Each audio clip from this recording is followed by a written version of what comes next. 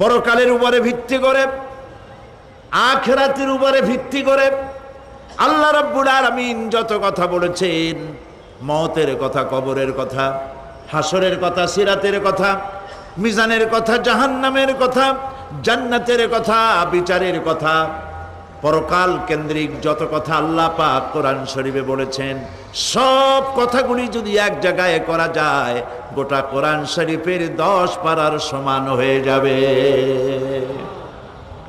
সম্ভবত কোরআনে কারিমের এমন কোন রুকু, এমন কোন পাতা নাই যেখানে আকারে ইঙ্গিতে পরকালের জবাবদিহিতা সম্পর্কে একেবারে কিছু বলা হয়নি। এই পরকাল কেন্দ্রিক কথাগুলির কারণেই সেই জামানার চোর, ডাকাত, ছিনতাইকারী, ধর্ষণকারী সব হেদায়েত হয়ে গিয়েছিল।